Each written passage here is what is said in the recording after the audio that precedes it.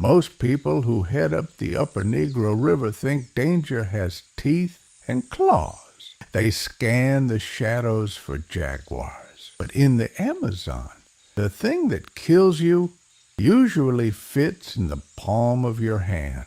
Dr. Elena Vance was one of those people. 3 weeks ago, the Red Baron, the supply boat that grinds past here once a month, dropped her off at my pier.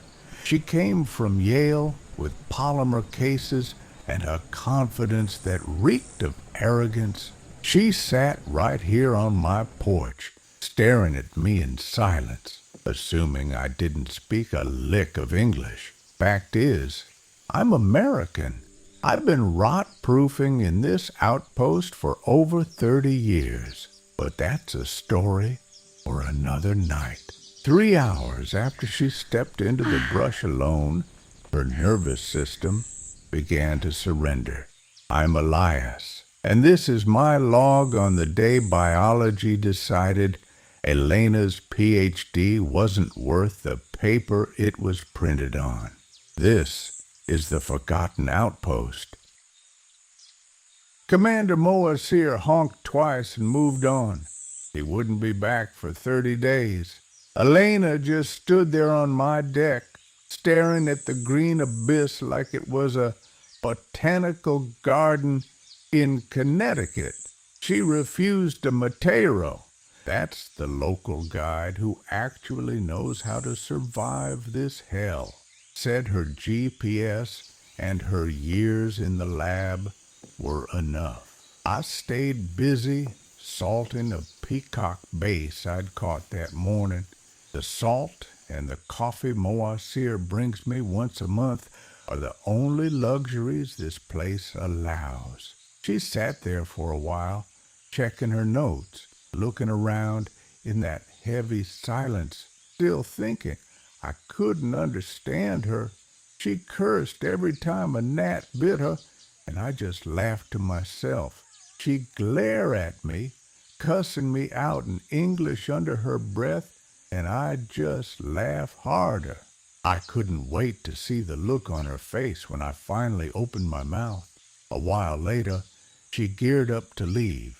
That's when I told her, in perfect English, Sector 4 doesn't take kindly to uninvited guests, and you better gear up because there's a heavy rain coming. Her jaw hit the floor. You speak English? How? She looked at the sky. It was blue, at least for that minute. She gave me a half-hearted smile, said she'd spent plenty of time in jungles around the world, adjusted her pack, and vanished into the trail. That was the last time I saw her walk straight. See, knowing jungles elsewhere doesn't qualify you to walk the Amazon alone. Out here, hell goes by a different name. She was hunting the Phyllobates Terribilis, the golden poison frog. It's not an active predator that stalks you from the shadows. It doesn't have to. It flaunts a metallic yellow, a molten gold that glows against the deep green like a warning flare. Its beauty is as exotic as it is lethal. It just sits there, motionless, confident in its own invincibility. But its skin isn't just skin. It's a minefield of batrachotoxin. This chemical is a key that locks the sodium channels in your nerve cells. Think of your nervous system like a power grid. The frog's venom cuts the wires and welds the breakers in the on position. It commands your muscles to contract and never, ever relax. The heart, the most resilient motor in the body, is what suffers most. A single 2-inch frog carries enough toxin to wipe out 10 grown men. It doesn't need fangs to be a sovereign. The jungle respects that silent warning. But humans, in their bottomless arrogance, they insist on treating it like an ornament.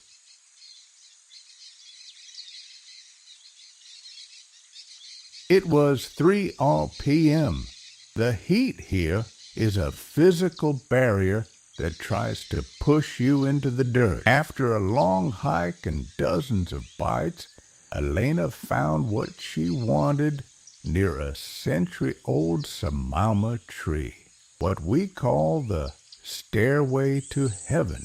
Massive trees with buttress roots that look like walls of a forgotten castle. But the jungle never gives you a clean shot. As she moved in to capture the specimen, a bullet ant, the tocandera, stung her ankle.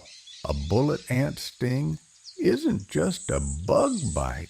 It's a 24-hour rhythmic electrical shock that disorients the most trained mind. It's like being shot by a low-caliber revolver. She flinched, lost her balance. In a desperate reflex to catch herself, her bare left palm brushed the frog's back for less than a second.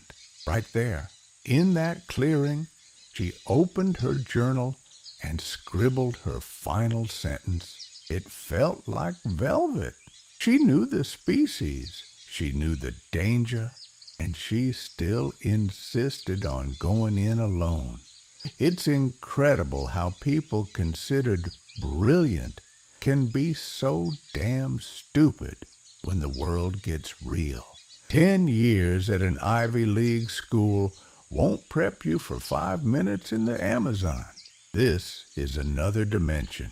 The air, the time, and the energy all run on laws Yale doesn't teach. If you don't respect it, you pay with your life. The toxin takes its time, crossing the thick skin of your palm. If it had been an open cut, she would have dropped dead in that clearing. But Elena got a cruel 3-hour window.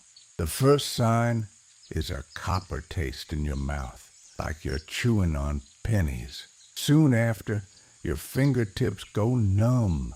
Your peripheral vision begins to close, turning the world into a dark, blurred tunnel. She hiked those 2 miles back to the outpost battling her own diaphragm.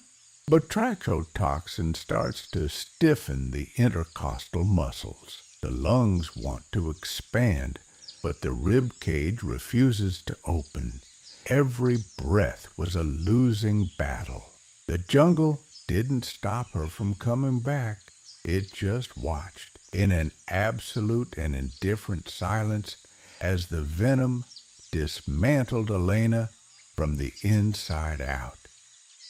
I was cleaning my gear when she stumbled out of the brush. I dropped everything and ran. I'd seen that walk before.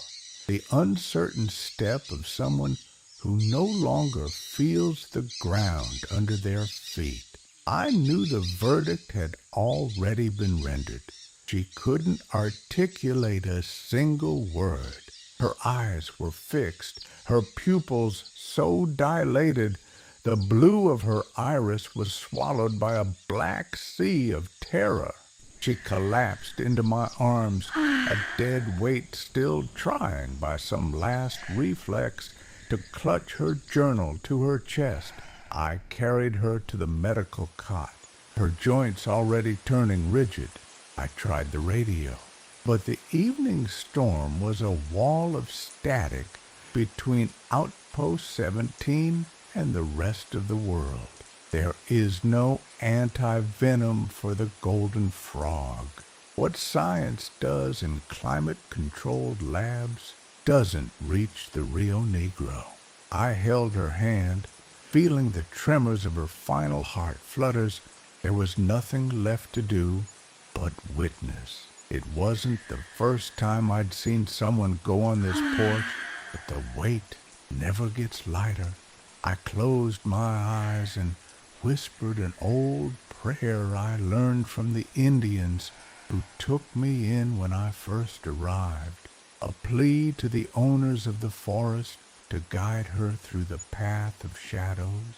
When her last breath finally dissolved, The smell of damp earth and ozone was the only thing left in the room.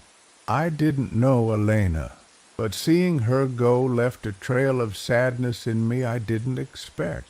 Somewhere across the ocean, someone was waiting for an email, a call, a sign that would never come. Someone who'd see an empty chair at the table forever. The next morning, with a heavy mind, I dug her grave near the rocks north of the outpost. It's a quiet cemetery where I've already buried friends taken by malaria and strangers the jungle didn't forgive. Commander Moachir wouldn't be back for 3 weeks, and my radio was still dead. I went back to the cabin and organized her things. If anyone ever comes looking for her, I'll hand over the cameras and the gear, but the journal, I read that journal from cover to cover. I spent the next few days buried in her notes about the jungles of Asia and Africa. She was brilliant, meticulous, really good at what she did. But the Amazon doesn't read resumes, and it isn't impressed by titles. It demands only absolute respect for the territory. Elena's fatal mistake wasn't biological. It was geographical and spiritual. She forgot that here, man is only a guest passing through, and nature is the owner of the house, an owner who doesn't take kindly to intruders who ignore the rules. Well, night's here for good. I'm going to close the door now and slide the bolt. There's something big moving out there near the water tank. The sound of the brush being flattened is too heavy for a hungry animal. Maybe it's just the territory adjusting itself, or something the rain brought in. If I can give you one piece of advice from a man who survived 30 years in this isolation, it's this. If you're ever out this way and you see something attractive, glowing like gold in the dark leaves, resist your nature. Pick up the pace and keep walking. Don't try to own a secret that doesn't belong to you. Sleep with your hands protected and your eyes wide open. Because the Amazon, she doesn't forgive mistakes, and she never forgets a face. I'm Elias, the ranger at Outpost 17, and this was file number 10. Thanks for keeping the watch with me tonight. Until the next report, if the jungle allows.